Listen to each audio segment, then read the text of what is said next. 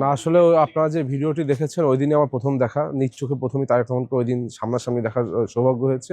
এর পূর্বে আমরা বিভিন্ন সময় স্কাইপিতে অনলাইনে তার সাথে কথা হয়েছে, বিভিন্ন ধরনের মেসেজও কথা হয়েছে, কিন্তু ওই দিনই প্রথম ছিল। অর্থাৎ আমি গিয়েছিলাম সালাম দিতে, যেহেতু দীর্ঘদিন তাকে দেখি না। আমি একটু শয্যাশয়ী যেহেতু ছিলাম পা ফ্র্যাকচারে, তো আমি যখন গেলাম উনি দেখে আমাকে কাছে ডেকে নিয়েছেন এবং ডেকে আমার শারীরিক অবস্থা সম্পর্কে জানতে চেয়েছেন এবং বলেছেন এখান থেকে যেন সাবধানে বের হই, কারণ অনেক ভিড়। এইগুলোই আসলে বলেছেন। না আসলে দেখুন, আমরা যাকে নেতা মনে করে, যারা বিভিন্ন নির্দেশনা মেনে গত কয়েক বছর বিভিন্ন সময় আন্দোলন সংগ্রাম বা বিভিন্ন কর্মসূচি সফল এবং বাস্তবায়নের চেষ্টা করতাম, যাকে ঘিরে আমরা বারংবার স্লোগান দিতাম, তো সেই নেতা এতদিন পর দেশে ফিরে এসেছেন এবং তার সাথে দেখা হয়েছে, এটা তো অত্যন্ত ভালো লাগারই।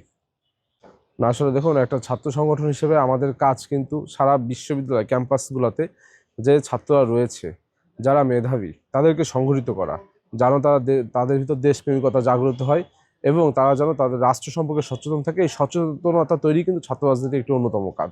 এবং আমার মনে হয় যে গত 17 বছর আমরা যেটি দেখেছি, ছাত্র রাজনীতির নামে আপনারা যেটা আমরা বলে থাকি, একটি অপরাজনীতি চলেছে। সুতরাং ছাত্র রাজনীতির মূল যে স্পিরিট, সেটিতেই বর্তমানে ছাত্রদল আছে এবং এই ধারা যদি আমরা অব্যাহত রাখি, তাহলে আমাদের বাংলাদেশের যে মেধাবী শিক্ষার্থীরা রয়েছে বিভিন্ন ক্যাম্পাসগুলোতে, তারা কিন্তু সামনের দিকে এগিয়ে আসবে এবং দেশের পলিসি নির্ভরে পলিসি বাস্তবায়নে এবং পলিসি প্রদানে তারা কিন্তু একটি ভালো ভূমিকা পালন করবে এবং আমাদের দেশ এগিয়ে চলবে।